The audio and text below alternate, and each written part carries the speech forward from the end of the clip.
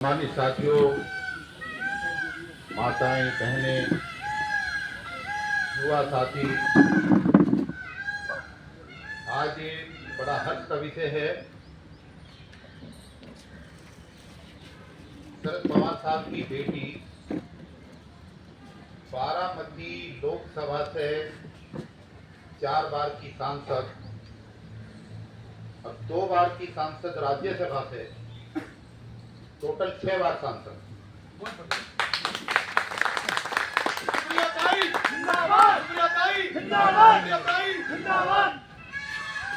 आज उनका जन्मदिन है और दिल्ली में ही नहीं, दिल्ली के बाहर 28 राज्यों के अंदर हमारी पार्टी का संगठन है। सभी राज्य अपने अपने तरीके से आज सुप्रिया ताई सुले का ये जन्मदिन मना रहे हैं। हम तमाम साथी आज दिल्ली में 6 जनपद जो उनका निवास स्थान है और पार्टी का कार्यालय है, उस पर उपस्थित होकर उनके जन्मदिन पर उनके स्वस्थ जीवन, दीर्घायु जीवन और जीवन के अंदर उन्नति के शिखर तक पहुंचने की हम सब लोग कामना करते हैं और ईश्वर से ये प्रार्थना करते हैं कि उनके जितने भी आने वाले समय में सोचे हुए कार्य हैं, जो पार्टी का मूल उद्देश्य है, जिस कारवां को किसी कारणवश शरद पवार साहब जिस ऊंचाई तक लेकर के गए थे और देश का प्रधानमंत्री बनते बनते चूक हो गई उनसे, उस मुकाम को वो आने वाले समय में हासिल करें, ऐसी हम ईश्वर से कामना करते हैं। कुछ साथी नए हैं, इसलिए जानना भी जरूरी है। शरद पवार साहब ने ये पार्टी 10 जून 99 को बनाई और ये देश के इतिहास में और चुनाव आयोग के रिकॉर्ड के अंदर देश की पहली ऐसी राजनीतिक पार्टी है जिसने अपनी स्थापना के मात्र 1 वर्ष के अंदर राष्ट्रीय पार्टी का दर्जा प्राप्त किया था। राष्ट्रीय पार्टी का दर्जा प्राप्त करने के लिए कम से कम 4 राज्यों के अंदर पार्टी के विधायक, सांसद या फिर पड़े हुए वोटों का कुछ परसेंटेज है, जब तक वो उतना नहीं मिलता, जब तक पार्टी को राष्ट्रीय पार्टी का दर्जा नहीं मिलता। आज चुनाव आयोग के रिकॉर्ड के अंदर 2800 पार्टियां दर्ज हैं, मगर राष्ट्रीय पार्टी का दर्जा मात्र 5 या 6 पार्टियों को है। सभी पार्टियों को राष्ट्रीय पार्टी का दर्जा नहीं मिलता है।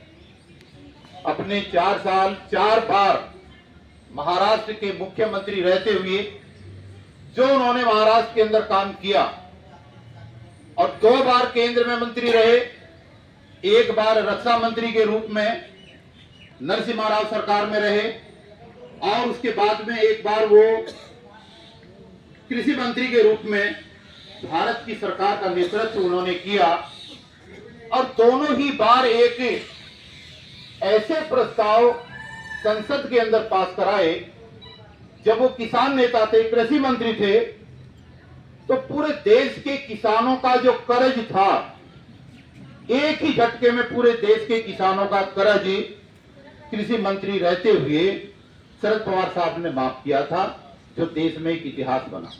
और उसी के बाद में किसानों ने बार बार आवाज उठाई कि हमारा कर्ज माफ कर दिया जाए, लेकिन उसके बाद की जितनी भी सरकारें आई, किसी ने ऐसा चमत्कार नहीं किया। जब वो देश के रक्षा मंत्री थे, तो रक्षा मंत्री के रहते हुए सेनाओं के अंदर महिलाओं की भर्तियां नहीं होती थी। विशेष रूप से महिलाओं के लिए पॉइंट है ये जानने के लिए। उनके रक्षा मंत्री बनने से पहले देश की आजादी के 55 सालों के अंदर इस देश में किसी भी प्रकार की फोर्स के अंदर, चाहे जल सेना हो, थल सेना हो या वायु सेना हो, किसी में भी महिलाओं का एंट्री नहीं थी।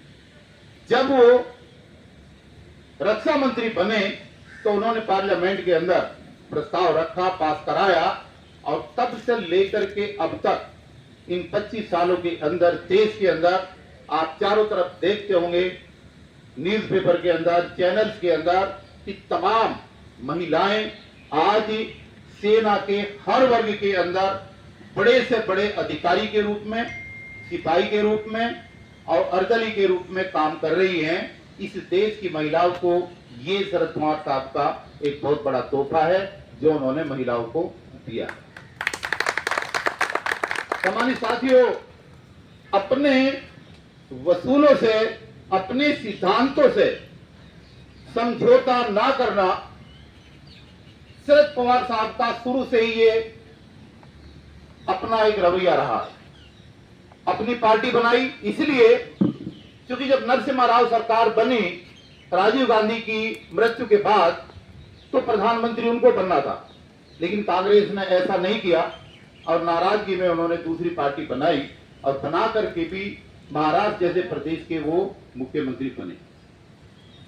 इसके बाद देश में पिछले 14 साल के अंदर जब से नरेंद्र मोदी की आरएसएस की सरकार है, तब भी बहुत बार दबाव हुआ, और दबाव इतना हुआ कि शिवसेना टूटी और तमाम पार्टियों को तोड़ दिया, इनकी पार्टी को भी तोड़ दिया गया, लेकिन उन्होंने भारतीय जनता पार्टी की राजनीति के साथ कभी भी कोई समझौता नहीं किया। और वो समझौता इसलिए नहीं किया क्योंकि उनका जो कैरियर है, उनका जो जीवन है, उनका जो राजनीतिक जीवन है, हम लोगों की तो इतनी उम्र भी नहीं है जितना उनका राजनीतिक जीवन है। पूरा 65 वर्ष उनका राजनीतिक जीवन हो गया है, और इस 65 वर्ष के राजनीतिक जीवन में चूंकि उनके कैरियर पर कोई दाग नहीं लगा, इसीलिए नाम का कोई सीबीआई कुछ बिगाड़ पाई और ना ईडी बिगाड़ पाई। जिस तरीके से ईडी और सीबीआई के डर से लोग अपनी अपनी पार्टियां छोड़ करके और भारतीय जनता पार्टी की गोद में जाकर के बैठ रहे हैं। आज ही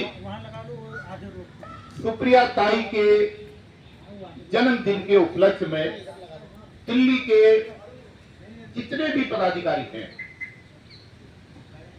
ये खुशी का वक्त है और ये कहने में मुझे कतई संकोच नहीं है कि 13 मार्च 2025 को मुझे दिल्ली की बागडोर संभालने का मौका मिला पवार साहब के माध्यम से, लेकिन मुझे पिछली टीम की विरासत के रूप में कुछ नहीं मिला। और इस एक साल के अंदर अपने साथियों की मदद से, अपने पुराने पदाधिकारियों की मदद से इस परिवार को बढ़ाने का काम हम लोगों ने किया है। और आज मुझे इस बात की खुशी है, फख्र है कि हमारे दिल्ली प्रदेश के पदाधिकारियों की संख्या 120 के लगभग हो गई है। 100 का आंकड़ा हमने पार कर लिया। ये 120 पदाधिकारी धीरे धीरे इसी रफ्तार से अगर आगे बढ़ते रहे तो निश्चित रूप से 2027 दिसंबर में होने वाले नगर निगम के चुनाव में हमारा लक्ष्य है, पार्टी के साथ क्लियरेंस हमें मिल चुकी है कि एमसीडी के 2027 के चुनाव के अंदर दिल्ली में 250 वार्ड हैं, 250 के 250 वार्ड पर हम अपने प्रत्याशी उतारेंगे और चुनाव लड़ेंगे। उसी दृष्टि से हम काम कर रहे हैं, उसी दृष्टि से हम पदाधिकारी बना रहे हैं। हमारी 50 विधानसभाओं में से 70 विधानसभाओं में से 50 विधानसभाएं कवर हो चुकी हैं। 20 विधानसभाओं पर अभी प्रयास और तलाश जारी है। बहुत ही जिम्मेदार साथी इस कारवां के अंदर जुड़ रहे हैं। अभी हाल ही में विशाल जी हमारे साथ जुड़े हैं। आपको प्रदेश का जनरल सेक्रेटरी बनाया है। सुशील कुमार बंसल साहब अभी हमारे साथ जुड़े हैं 2-4 दिन पहले। आपको दिल्ली प्रदेश में उपाध्यक्ष के पद पर रखा है और इसके अलावा भी तमाम साथी हमारे इस कारवा में धीरे धीरे करके जुड़ रहे हैं। और इस जुड़ाव के अंदर ये कहने में मुझे कतई संकोच नहीं है कि हमारे दोनों ही जनरल सेक्रेटरी, क्योंकि ये तो नवनियुक्त हैं, अभी ताजे बने हैं, लेकिन जो पुराने हमारे 2 जनरल सेक्रेटरी हैं राजेश घाघर और जुगल किशोर चावला साहब, इन्होंने बहुत जी तोड़ मेहनत की है। इनके लिए मैं साधुवाद देता हूं और मैं उम्मीद करता हूं कि इन दोनों की कार्यशैली के साथ साथ जो हमारा तीसरे जनरल सेक्रेटरी विशाल जी बने हैं, इनका भी इसी तरीके का सहयोग हमें आगे आने वाले टाइम में मिलेगा। दोस्तों, आज का ये जो जन्मदिन है, ये महिला शक्ति दिवस के रूप में मनाया गया। इसलिए तमाम जितनी मेरी बहनें हैं और हमारे बीच में हमारी डॉक्टर सीमा मलिक जी, हम इनका धन्यवाद करते हैं। आप हमारी स्पोक्स पर्सन हैं और राष्ट्रीय महिला की अध्यक्ष हैं। इन्हीं के सानिध्य में महिलाओं का सारा जुड़ाव यहाँ पर होता है। पार्टी की पुरानी कार्यकर्ता हैं, हमारे से पहले जो है हम इनका सम्मान करते हैं। और हमारे बीच में हमारे सरदार जी अल्पसंख्यक मोर्चे के अध्यक्ष हैं कमलदीप साहनी साहब। तमाम साथी मिलजुल करके हम लोग इस कारवां को बढ़ा रहे हैं। और हमारे पुराने साथी, जब मुझे चार्ज मिला था, 3 साथियों ने दिन रात मेहनत करी, तब ये कारवां बढ़ा।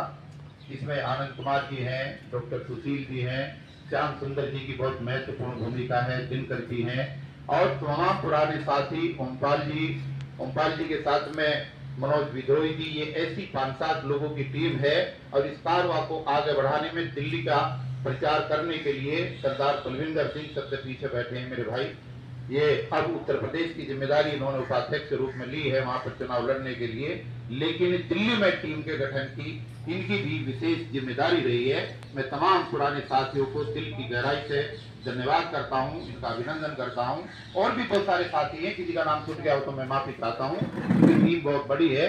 मेरे कहने का मतलब ये है कि जब जुड़ाव हुआ, जब धीरे धीरे शुरुआती दौर में 10 लोग जुड़े, 10 से 20 हुए, 20 से 50 हुए, अब ये संख्या बढ़ रही है। और अगर ये संख्या ऐसे ही बढ़ती रही, अगर ये 100 लोग ऐसे ही बढ़ते रहे, तो निश्चित रूप में बहुत जल्दी जो है हम मंजिल की तरफ बढ़ेंगे। चौथी शक्ति के रूप में दिल्ली में हम बढ़ेंगे। और मेरा इतिहास है, आप इतिहास जान सकते हैं कि जब भी सड़क की आंदोलन की लड़ाई में मैं उतरा हूं, तो कभी भी मैंने हार नहीं मानी, चाहे जेल जाना पड़ा, उस टारगेट को हमेशा अचीव किया है, चाहे कुछ भी करना पड़ा। अभी भी दिल्ली की ज्वलंत समस्याओं को लेकर, बढ़ती हुई महंगाई को लेकर, जो ओजोन के अंदर घर हैं उनको जो तोड़ा जा रहा है, तमाम मुद्दे हैं। लेकिन मैं उस दिन की तलाश में हूं जब मेरी टीम, जिस दिन हम सड़क पर उतरेंगे उस दिन कांग्रेस और बीजेपी के छक्के छुड़ा देंगे। हम बिल्कुल मजबूती के साथ सड़क पर उतरेंगे और बहुत जल्दी वो दिन आने वाला है। आने वाले मानसून सत्र के दौरान, ये जो जुलाई के लास्ट वीक में शुरू होगा, उसके अंदर हम एक बहुत बड़ा प्रोग्राम, जिसमें आदरणीय शरद पवार साहब होंगे, हमारी पार्टी के 10 के 10 सांसद होंगे, सुप्रिया ताई सुले हमारे मार्गदर्शन के रूप में होंगी, हमारी पूरी दिल्ली प्रदेश की टीम होगी। हम एक बड़ा प्रोग्राम आयोजित करने जा रहे हैं। वो प्रोग्राम तो 25 को ही होना था, लेकिन वो इस वजह से स्थगित हो गया क्योंकि ताई की लड़की का उस समय पे एक शादी वहां पर हो गई है, जिसकी वजह से ये हमें कैंसिल करना पड़ा। और उस प्रोग्राम के करने का उद्देश्य हमारा ये है कि दिल्ली की समस्याओं को लेकर के पार्लियामेंट के अंदर अपने जो हमारे सांसद हैं उनके माध्यम से हम आवाज उठाएंगे। और दिल्ली की समस्याओं की आवाज जब एनसीपी के माध्यम से उठेगी, तो निश्चित रूप से दिल्ली के जो पीड़ित लोग हैं वो हमारे साथ बड़ी तेजी के साथ जुड़ेंगे। और जब एक बार रोड पर आवाज उठाना हम शुरू करेंगे, तो हम हर हफ्ते 10 दिन के अंदर कोई ना कोई प्रोग्राम करेंगे, फिर पीछे हम नहीं हटेंगे। तो मैं आज के शुभ अवसर पर सबसे पहले मैं ये चाहूंगा कि हमारी कोई भी बहन जो यहाँ पर मौजूद हैं, अगर आप में से किसी को अपनी कोई बात रखनी है, क्योंकि ज्यादातर अवसरों पर यह होता है कि महिलाएं आती हैं और उनको कोई पूछता नहीं, चली जाती हैं। इसलिए हमारे साथी जो हैं वो अपनी बात रखेंगे, वो तो रखेंगे। लेकिन अगर कोई महिला अपनी बात आज सुप्रिया ताई सुले जी के जन्मदिन के शुभ अवसर पर रखना चाहती है, आज हम उनके जन्मदिन को संकल्प रूप में मनाएंगे कि 2027 में अपना महापौर हम दिल्ली के अंदर बनाएंगे। इस संकल्प के साथ हम आगे बढ़ेंगे। तो मैं आमंत्रित कर रहा हूं, अगर कोई भी बहन अपनी बात रखना चाहती है तो 2 शब्द आकर के रखें, कि कुछ भी बोलें। आप जब तक बोलेंगी नहीं तो 100-125 सीट पर चुनाव लड़ेगा कौन, ये भी तो बहुत जरूरी है। ये माधवी झा है, एक बार ताली बजाइएगा इनको। गोंडा विधानसभा की अध्यक्षा हैं, ये अभी नवनियुक्त हुई हैं, और इनकी जो सनातनी बैकग्राउंड रही है, ये वहां से छोड़ करके आरएसएस की विचारधारा को छोड़ करके ये हमारे इस परिवार में शामिल हुई है। इनका मैं स्वागत करता हूं। आप जो भी हैं 2 शब्द रखिए।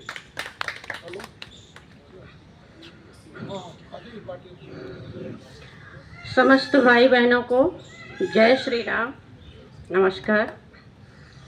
सभी मंच पर बैठे हुए हमारे आदरणीय बहन, बड़े छोटे सबों को प्रणाम, नमस्कार। आज जन्मदिन के अवसर पर महिला शक्तिकरण के ऊपर जो है मैं काम कर रही हूँ 10 साल से। राजनीति में मैं पहले बीजेपी प्रदेश में थी, बेटी बचाओ, मन की बात, सोशल मीडिया संयोजक करता हूँ, और हर मुद्दाओं पर मैं बात उठाते रहती हूँ सोशल मीडिया के माध्यम से। आज फेस टू फेस मैं पहली बार आई हूँ जनता के बीच में, तो बहुत लोग हमें नहीं जानते होंगे, लेकिन सोशल मीडिया पे जो भी है वो हमें सब जानते हैं। तो मैं आज महिलाओं के ऊपर काम कर रही हूँ। सशक्तिकरण सिर्फ बोलने से नहीं होगा।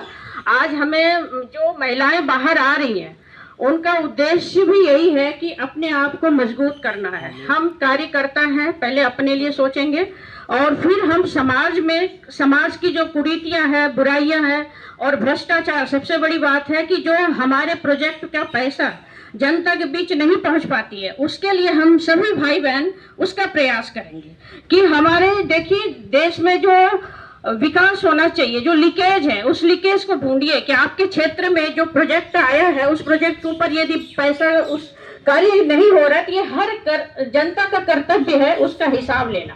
हम सिर्फ झंडे डंडे ही किसी पार्टी में नहीं उठाएंगे। यदि काम नहीं होगा तो वो झंडे डंडे उस विधायक, उस एमएलए के ऊपर देने के लिए भी महिला शक्ति तैयार है। और हमारी महिला शक्ति और बाल विकास, महिला विकास का जो पैसा होता है उसका भी हम लोगों को कभी कभी बीच बीच में विजिट करना चाहिए, सरकारी संस्था जाके कहाँ काम हो रहा है, नहीं हो रहा है। जो कि हम लोग जो है सिर्फ सरकार को दोष देने से नहीं होगा, सबसे दोषी जनता और हम लोग हैं। हम लोग भी तो चुनाव के बाद बैठ जाते हैं। जब हमारे क्षेत्र में काम नहीं होता है तो आवाज उठाना हम लोगों का काम है, क्योंकि जिस आवाज उठा करके घर घर जा करके हम वोट देने में साथ देते हैं, उसी तरह घर घर जा करके, गली गली जाके काम नहीं हुआ, इसके लिए भी हम सब जनता को काम करना पड़ेगा। और महिला शक्ति के दिन आज मैं बहन जी से, राष्ट्रीय महिला को मैं बहुत बहुत धन्यवाद करती हूँ कि आप लोग जैसे आज मुझे दर्शन करने का मौका मिला। और नारी शक्ति यदि चाह लेगी तो बहुत कुछ हो जाएगी। और नारी शक्ति के लिए यदि ये सरकार बनाती है कांग्रेस सरकार, तो सबसे पहले महिला सुरक्षा सदन, ये मेरा उद्देश्य है कि महिला सुरक्षा सदन बनना इसलिए बहुत जरूरी है। जो सिंगल और विडो महिलाएं हैं दिल्ली में, उनकी प्रॉब्लम, उनकी समस्या बहुत है। आए दिन वो अकेली रहती है, उनके साथ घटना घटती रहती है। ये भी सभी भाई बहन जो है, सबके घर में माँ बहन है, बहन, और इनकी सुरक्षा आप भाइयों की ही जिम्मेवारी है। और उनके लिए सोचिए कि सरकार उनके लिए सुरक्षा सदन नहीं बनाएगी तो कौन बनाएगी। आरएसएस ने अपने लिए सुरक्षा सदन बनाए हैं। हर जगह महिलाओं को सेविका के रूप में रखी जाती है। क्यों महिला सेविका बनने के लिए हुई है क्या? महिला सेविका नहीं बनेगी, उनकी अस्तित्व एक अलग होनी चाहिए। उनके रहने खाने की व्यवस्था, चाहे किसी भी पार्टी में यदि कार्य करता है तो उसकी समस्या को भी सुनना है और उनको हम वर्क भी देंगे। चाहे हम आरसीएम, बहुत सारे प्रोडक्ट है, मार्केटिंग का काम है, जिसके कारण हम महिलाओं को सशक्तिकरण करेंगे। उनको हमारी पार्टी भी मजबूत करेगी, उनको वर्क दे करके। और सबकी कार्यकर्ताओं को भी समस्या सुननी पड़ेगी कि यदि हम उनका काम लेते हैं तो उनके लिए हम क्या करते हैं, उनके परिवार की समस्या सुनना। यहाँ पे बहुत सारे अधिवक्ता, वकील सभी बैठे हुए हैं, कोई डॉक्टर है, कोई कुछ है। तो संगठन का महत्व होता है कि संगठन में कोई भी समस्या रखी जाए तो एक दूसरे की समस्या को भी समाधान करना, ये हम लोगों का, सबों का कर्तव्य बनता है। राजनीति में इसलिए हम लोग आते हैं कि समाज की समस्या मिलजुल करके ही हम लोग खत्म करेंगे। जय हिंद, जय भारत। और कोई महिला? वकील साहब आप बोले नहीं? आप में से कोई? आप बोलेंगे? आइए, चलो आप भी बोलिएगा, पहले इनको बोल लेने दीजिए। समय का थोड़ा सा ध्यान रखें क्योंकि पसीने आ रहे हैं सबको। हाँ भाई। नमस्ते रोहतान जी और मैं जुगल चावला जी, मुझे काफ़ी लोग जानते हैं, मैं सोशल मीडिया पे एक्टिव हूँ और मुझे धन्यवाद मैं सबको कहना चाहती हूँ। आप लोगों से मिली और नारी शक्ति की ये जो मुझे दिख रही है पिक्चर, ये बहुत बड़ी पिक्चर देखने को मिल रही है जो कि गायब हो चुकी है। ठीक है, जब से ये एप्स्टीन फाइल हुई है ये इंडिया की बन गई है। कल मैं देख रही थी, डाटा आ रहा था 16 लाख वुमन यहाँ से मिसिंग हो गई हैं। ठीक है, एप्स्टीन फाइल तो यहीं की इंडिया में गायब है। और वो जो हमारी बनी हुई थी, जो शक्ति थी, मैं कहती हूँ निडर बनो, दहाड़ो और बोलो। मैं सिमोना गोयल ये इस चीज़ पे आवाज़ भी उठाती हूँ और ये हमारे ग्रुप में भी सारे बने हुए हैं। और मैं निडरता से कहती हूँ ये नारी शक्ति अब दिखनी चाहिए और दहाड़ना चाहिए। और बहुत अच्छा लगा नारियों को देखते हुए, वो सिंगों की तरह दहाड़ रही हैं और ये मैडम नई मैडमें आ रही हैं, सब बहुत अच्छा लगा। थैंक यू जी। पीना गोयल, बहुत अच्छा, धन्यवाद आपका, और आपका स्वागत भी।